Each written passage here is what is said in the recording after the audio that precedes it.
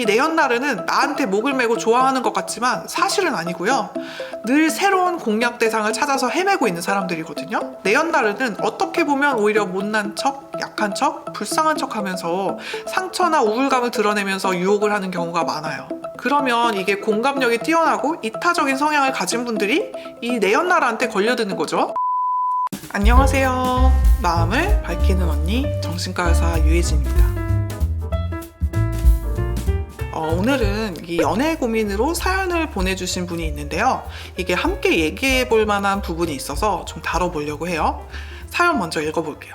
안녕하세요. 저는 20대 중반 대학원생이고요. 대학 때부터 아르바이트로 계속 과외를 해왔어요. 지금 남자친구가 연하인데 걔 고3 때 제가 과외를 해줬고 그 친구가 고등학교를 졸업하면서 지금 2년째 만나고 있거든요. 근데 남자친구 때문에 너무 힘들고 기가 빨려서 지금 쓰고 있는 논문도 포기하고 싶을 정도인데요. 너무 힘들어서 연애 유튜브를 찾아보다가 원장님 채널에서 나르시시스트 영상을 보고 얘랑 너무 비슷한데? 이런 생각이 들어서 메일을 보내게 됐어요. 과외는 집으로 가니까 집안 사정을 다 알게 되잖아요. 이 친구는 집도 잘 살고 부모님 직업도 되게 좋아요. 근데 남친은 자존감이 바닥이고요. 자기 혐오에 우울감도 쩔고 이 불안증과 우울증이 심해서 고3일 때도 정신과 다니면서 치료를 받고 있었어요.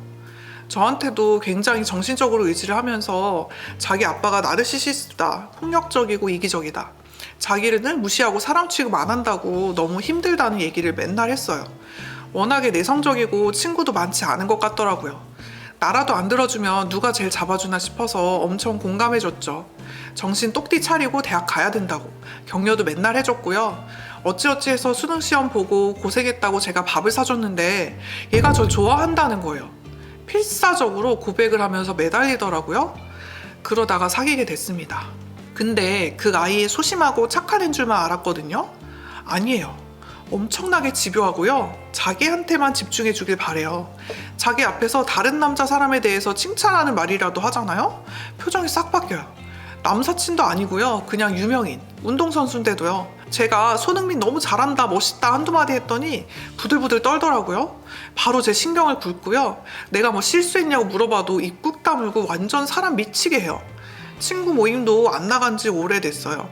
남친이 맨날 하는 레파토리가 있거든요. 왜 나를 이해를 못해?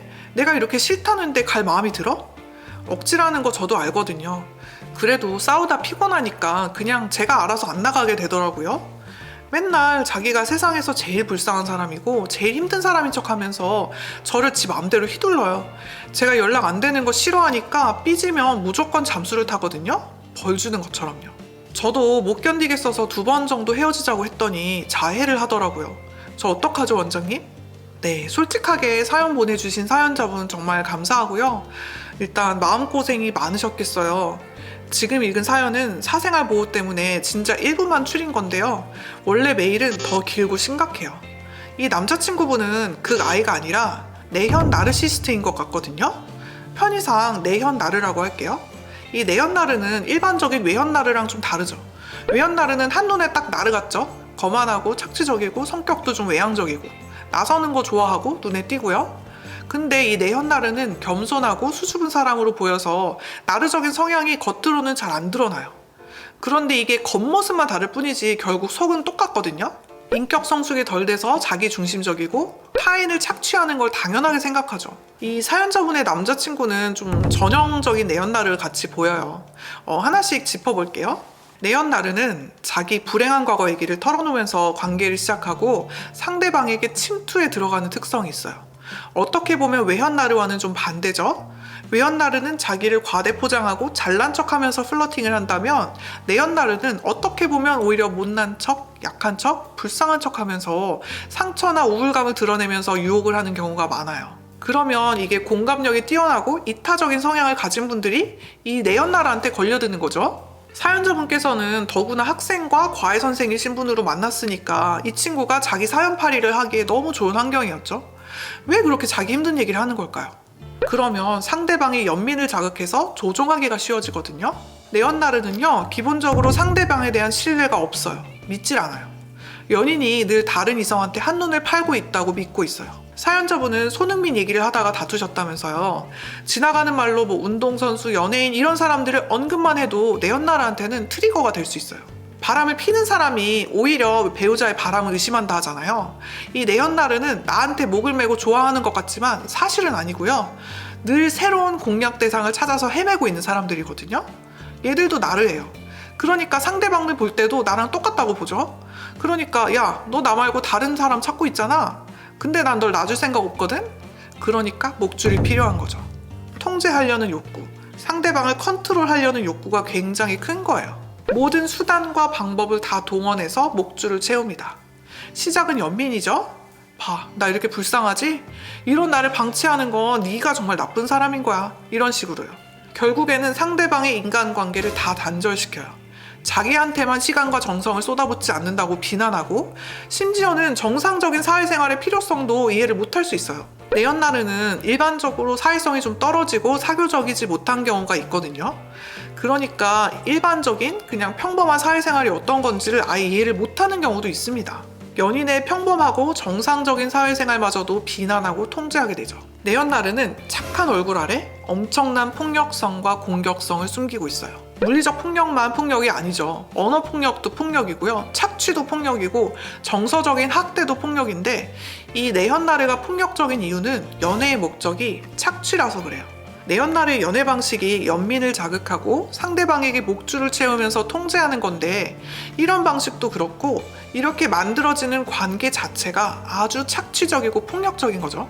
사연자분의 경우에는 남자친구가 자해를 하셨다고 했는데 이 자해는 진짜 엄청난 폭력입니다. 연인에게 정서적인 충격을 줘서 자기가 원하는 대로 조종하려는 거잖아요. 날 떠나지 못하게 하려고요. 사연자분은 이 정도면 정말 관계를 끊으시는 것을 심각하게 고려해 보셔야 될 것 같아요.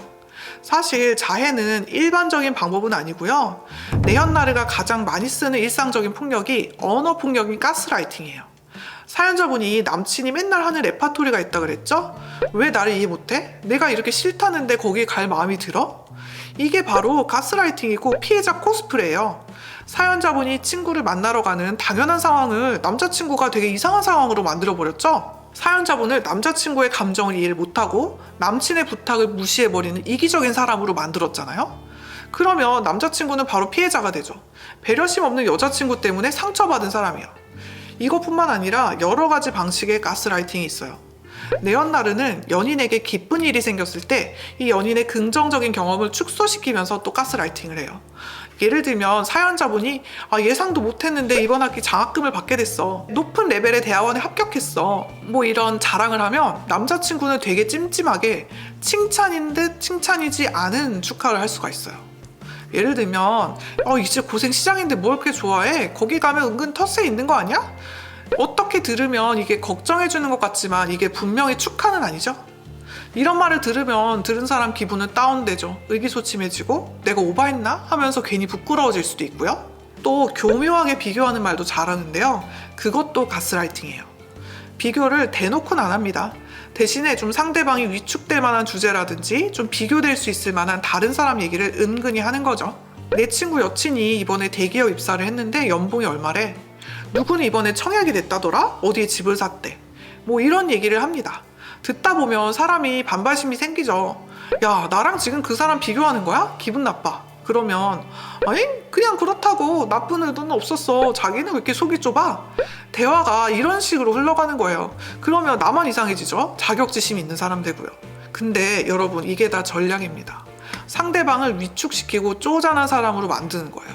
왜? 자존감을 깎아내리려고. 그래야 나한테 의존하니까요. 설명드린 것처럼 사연자분의 남자친구는 전형적인 내연나르의 특징을 보이고 있어요. 우선 남자친구가 내연나르라는 사실부터 좀 인지하고 받아들이셔야 될 것 같아요. 그냥 소심한 그 가이가 아니에요. 그리고 단호하고 확실하게 거리를 좀 두셔야 될 것 같아요. 남자친구가 내연나르라고 해서 악마 같은 괴물은 아니거든요. 이분이 자기 마음은 편안하고 행복한 상태에서 상대방을 괴롭히는 그런 건 또 아니에요. 자기도 괴로워요. 자기애성 인격장애 말고도 우울증, 불안증, 섭식장애, 편집증, 기타 등등 시달리는 경우도 많고요. 내면이 취약하기 때문에 내연나르 본인도 사실 엄청난 스트레스를 받아요. 하지만 사연자분이 자신을 먼저 지키시는 게 더 중요합니다.